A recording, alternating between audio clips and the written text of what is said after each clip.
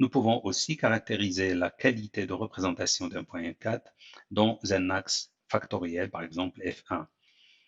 Et cette qualité, elle est donnée par cos carré de θ 4, qui est égal à C14 carré sur OM4 carré.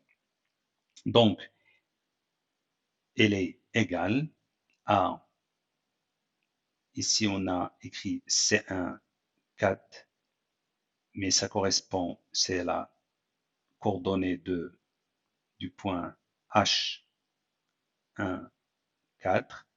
Donc on rappelle que C1 4, c'est tout simplement OH1 4. Donc cette distance au carré divisée par cette distance au carré, au M4 carré, qui est égal cosinus de θ 1 4 au carré.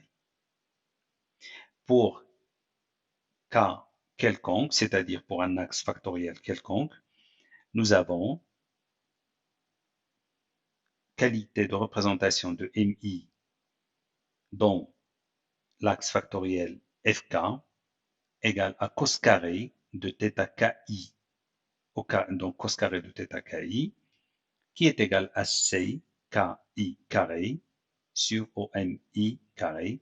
Et nous avons cette relation qui exprime le fait que on peut obtenir la qualité de représentation d'un point, par exemple M4, ou d'une manière générale MI, par rapport au plan factoriel, à partir de sa qualité de représentation par rapport au premier axe factoriel et au deuxième axe factoriel. En utilisant donc les expressions qui caractérisent la qualité de représentation d'un point par rapport à un axe factoriel ou par rapport au plan factoriel, donc nous avons établi le tableau suivant.